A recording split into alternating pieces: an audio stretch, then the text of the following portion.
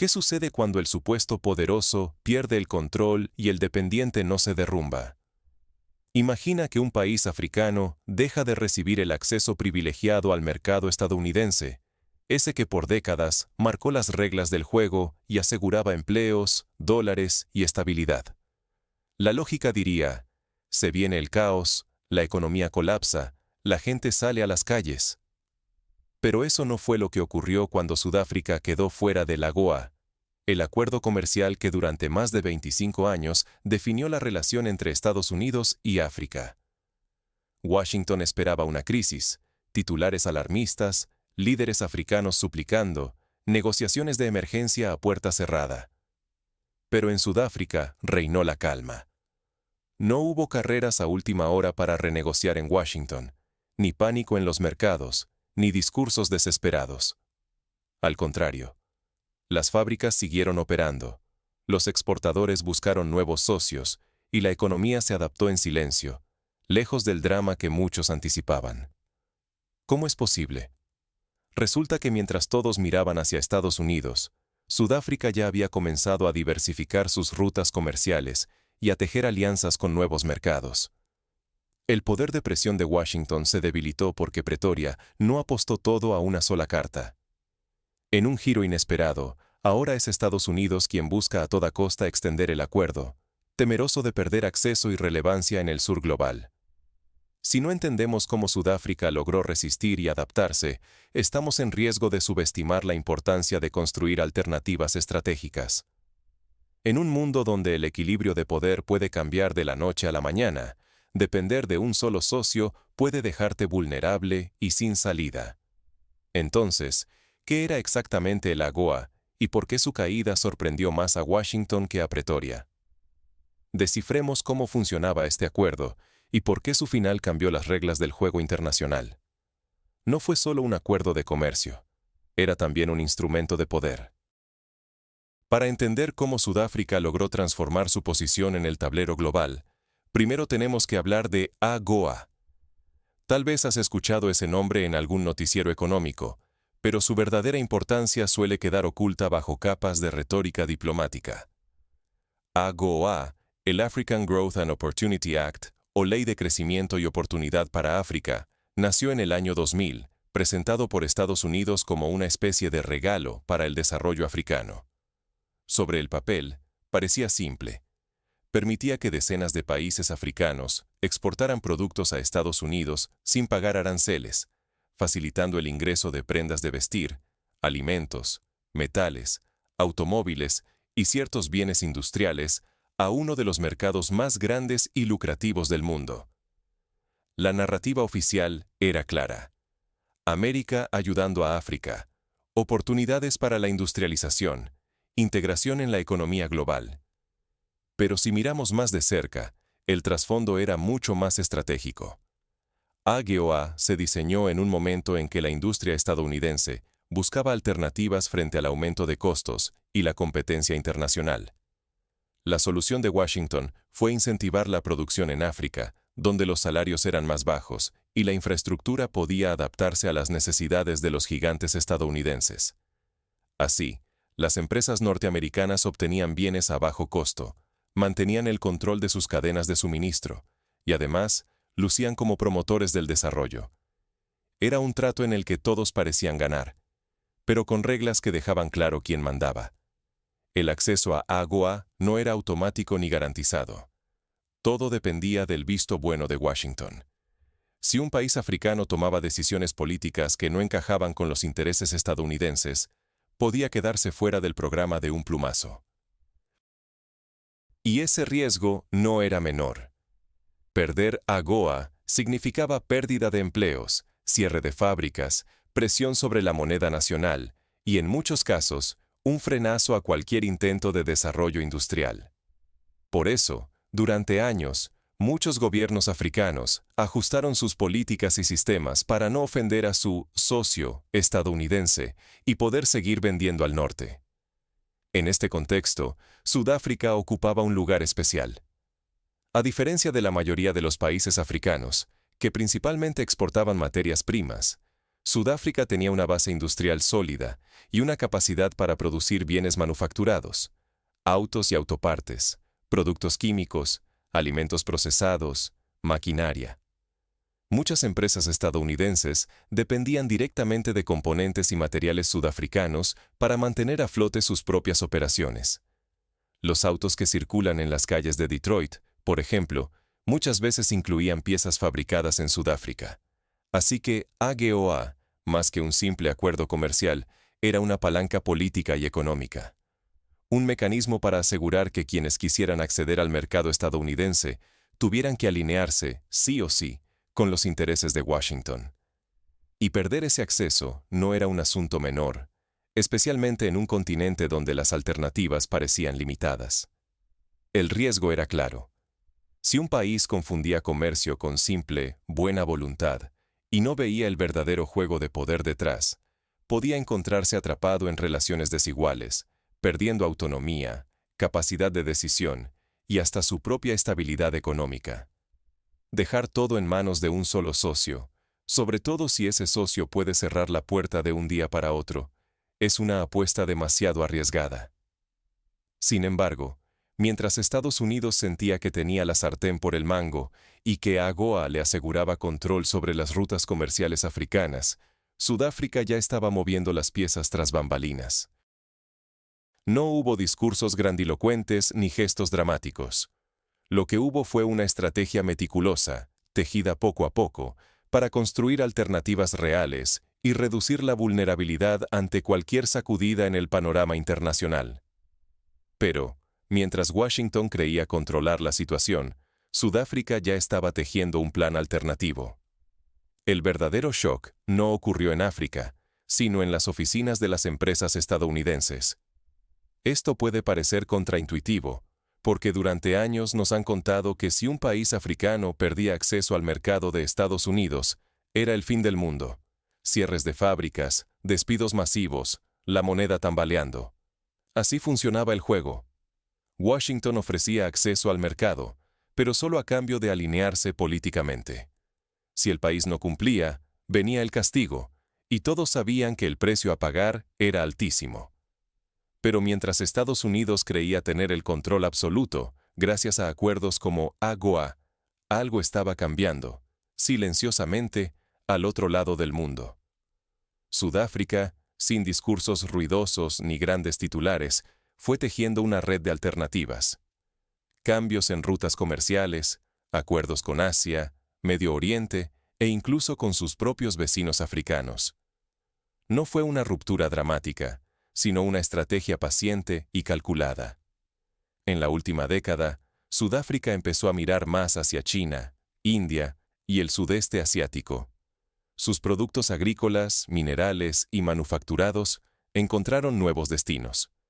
El Medio Oriente se transformó en cliente clave de bienes industriales y alimentos procesados. Dentro del continente, los tratados comerciales y mejoras en el transporte facilitaron que países del sur y el este de África compraran cada vez más a Sudáfrica. Es decir, Pretoria repartió sus huevos en muchas canastas y dejó de depender de un solo cliente gigantesco. Esto, que parece un simple ajuste logístico, en realidad es una revolución silenciosa. Porque cuando tienes muchos compradores, perder uno, aunque sea Estados Unidos, ya no significa un cataclismo, sino solo un traspié manejable. Y eso fue exactamente lo que ocurrió cuando AGOA terminó, y Washington decidió no renovar el acuerdo. Sudáfrica no entró en crisis. No hubo titulares de emergencia ni políticos pidiendo calma a la población. Las empresas apenas ajustaron sus planes. Algunas renegociaron precios, otras redirigieron exportaciones a Asia o apostaron más fuerte por África. Negocios, como siempre. Lo curioso es que, en vez de ver protestas y pánico en Sudáfrica, el desasosiego vino de Estados Unidos. Antes de que expirara AGOA, los analistas predecían desastres económicos para Sudáfrica, caída del empleo, industrias en ruinas, recesión inminente. Pero pasaron los meses y nada de eso ocurrió. Al contrario, la economía sudafricana siguió funcionando, sin grandes sobresaltos. La sorpresa fue total en Washington. Sudáfrica ya había aprendido la lección tras años de presiones de Occidente. Depender de un solo cliente, y además uno que cambia las reglas según sus intereses, es jugar con fuego. Por eso, cuando AGOA colapsó, Sudáfrica ya tenía el paraguas abierto, y la resiliencia se notó. Mientras tanto, en las oficinas de las empresas estadounidenses empezó el verdadero pánico. Resulta que muchas industrias de Estados Unidos, desde el sector automotriz hasta el de alimentos procesados, habían organizado sus cadenas de suministro en torno a Sudáfrica. Y no por caridad, sino porque les era rentable. Productos de calidad, precios competitivos, entregas confiables. Nadie había previsto que, al cerrarse la puerta de AGOA, serían ellos quienes quedarían en aprietos. De repente, los costos de insumos se dispararon y encontrar reemplazos para ciertos productos sudafricanos no era tan fácil como parecía. La alarma subió de tono. Las empresas presionaron al Congreso, no por el bienestar africano, sino para proteger sus intereses industriales y de consumo. ¿El resultado? Una reacción express desde Washington. Rápidamente, se consideró extender AGOA o crear mecanismos alternativos para no dañar a la industria estadounidense. En un giro inesperado, el poder de negociación cambió de manos. Estados Unidos, acostumbrado a ser el árbitro, necesitaba ahora a Sudáfrica más de lo que Sudáfrica necesitaba a Estados Unidos. Pretoria logró proteger empleos, mantener la estabilidad y ganar margen de maniobra, mientras que Washington perdió el control que creía tener. La gran lección aquí es clara. Si tu negocio, tu país o tu economía dependen de un solo cliente o de un solo mercado, vives al filo del abismo. Cuando las reglas cambian, y siempre cambian, la caída puede ser brutal. Sudáfrica demostró que la diversificación no solo es una opción inteligente, sino la única vía para sobrevivir y prosperar en un mundo incierto. Este cambio silencioso en el equilibrio de poder nos deja con una pregunta crucial. ¿Qué significa realmente para el futuro del comercio global y la soberanía de los países emergentes? Vamos a explorarlo. Cuando el miedo desaparece, las reglas del juego se reescriben. Y eso es exactamente lo que ha pasado con Sudáfrica y su relación comercial con Estados Unidos. Durante décadas, la narrativa dominante era clara. Para África, el acceso al mercado estadounidense era una cuestión de supervivencia, casi un privilegio al que había que aferrarse, cueste lo que cueste. Pero hoy, Sudáfrica ha logrado algo notable. Ha dejado de ver a Estados Unidos como ese cliente imprescindible, ese árbitro de su destino económico. Ahora, Washington es solo un cliente más en una lista cada vez más diversa. El miedo a perder el acceso a los beneficios comerciales de Occidente ya no dicta la política sudafricana. ¿Por qué? Porque Pretoria aprendió, después de años de presiones y advertencias, que depender de un solo socio hace que tu economía sea frágil, vulnerable a cualquier volantazo político.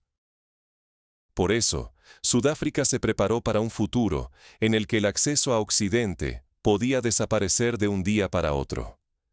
En vez de protestas o pánico cuando se complicó el programa de AGOA, la economía sudafricana siguió funcionando. Habían diversificado sus mercados silenciosamente, construyendo alternativas en Asia, en el mundo árabe, en América Latina. Esta capacidad de adaptación se convirtió en su verdadera fuerza.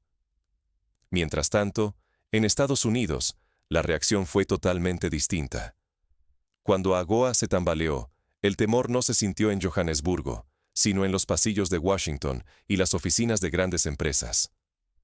Fabricantes de autos, cadenas de supermercados y empresas químicas estadounidenses, todos dependían de insumos sudafricanos, partes automotrices, frutas, vinos, productos procesados. Reemplazar esa calidad, escala y confiabilidad resultó mucho más complicado y caro de lo que muchos habían anticipado. Así, de repente, desapareció la postura de imponer condiciones. Estados Unidos, que antes utilizaba el comercio como una herramienta de presión política, tuvo que cambiar de tono. Ya no se trataba de dictar términos, sino de buscar colaboración. Porque, por primera vez, El costo de perder a Sudáfrica lo sentía tanto o más el propio consumidor estadounidense. Aquella antigua estrategia de, si no haces lo que yo digo, te cierro el mercado, perdió eficacia cuando Sudáfrica demostró que tenía alternativas reales, que su economía no iba a colapsar sin el paraguas estadounidense.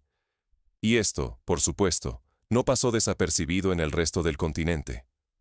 Otros países africanos han observado el modelo sudafricano y están entendiendo la importancia de diversificar sus relaciones comerciales. La lección es clara. Cuando existen alternativas, la presión externa pierde fuerza. Cuando desaparece el miedo, crece la autonomía. Pero aquí es donde el tema nos afecta a todos. En un mundo donde el equilibrio de poder cambia y las alianzas dejan de ser eternas, aferrarse a una sola vía, a un solo socio o cliente, puede dejar a países y empresas completamente vulnerables. No adaptarse a esta nueva realidad multipolar supone un riesgo enorme. Rezagarse en competitividad, perder empleos, entregar la soberanía económica a intereses ajenos. Hoy, Sudáfrica nos demuestra que la verdadera resiliencia no se construye con rupturas ruidosas, sino con decisiones estratégicas, silenciosas y consistentes a lo largo del tiempo. Un país que ya no teme perder el acceso a un mercado puede negociar en mejores condiciones y proteger mejor a su gente. Ahora la gran pregunta es, ¿cómo pueden las naciones y las empresas concretar estas lecciones en su propia estrategia? Vamos a verlo. La resiliencia no se construye con discursos, sino con decisiones silenciosas y estratégicas. Pensemos un momento en lo que realmente hizo Sudáfrica. No rompió lazos de manera dramática, ni cayó en la tentación de los anuncios grandilocuentes. Lo que hizo fue algo mucho más sutil, pero infinitamente más poderoso. Diversificó sus opciones comerciales, paso a paso, hasta que los viejos mecanismos de presión dejaron de tener efecto. Aquí está la primera lección práctica.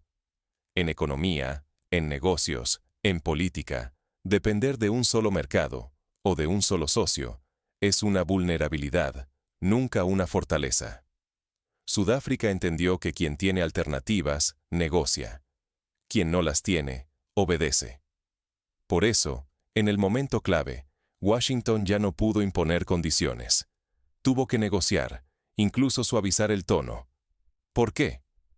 Porque Sudáfrica ya no tenía miedo a perder el acceso al mercado estadounidense, tenía otras puertas abiertas. Esta es una segunda lección fundamental. La autonomía no se logra cerrando relaciones, sino construyendo opciones. No se trata de pelearse ni de aislarse, sino de crear un menú de posibilidades que permita elegir lo que más convenga en cada momento. Las alianzas no son excluyentes, son herramientas para la resiliencia. Y, tercera lección, la transformación verdadera es silenciosa y gradual.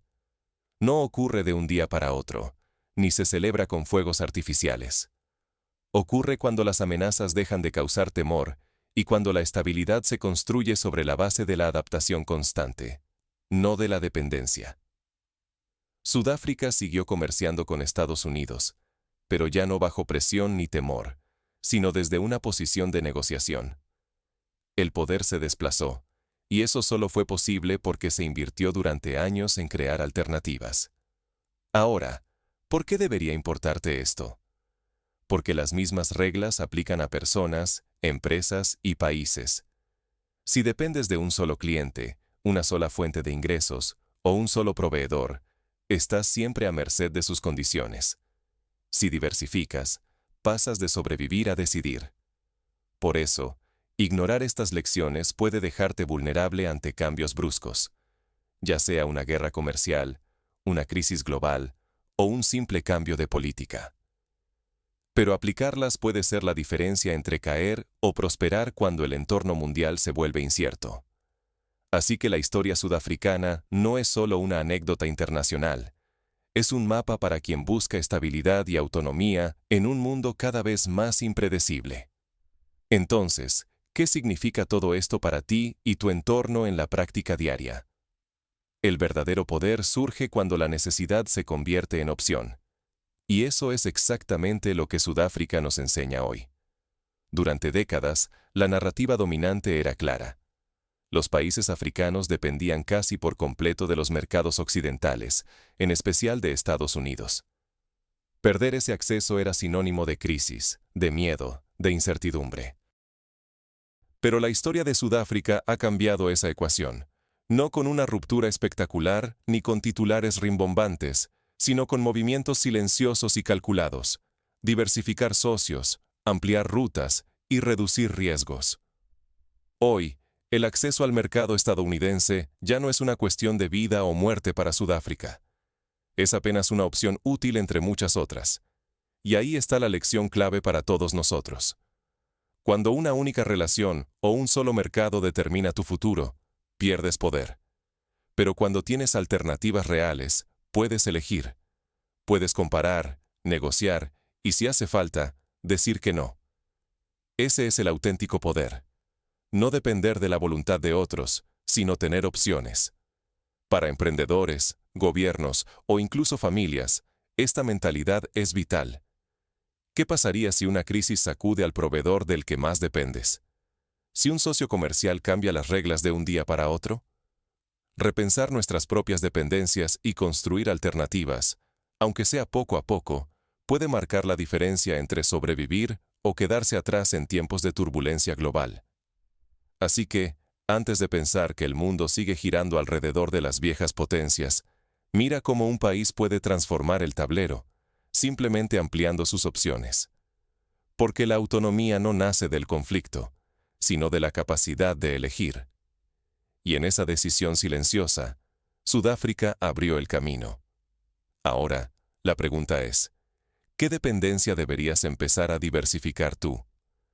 Cuéntanos en los comentarios. Y si te interesa seguir explorando estos cambios globales, suscríbete al canal y activa la campana para no perderte nuestros próximos análisis.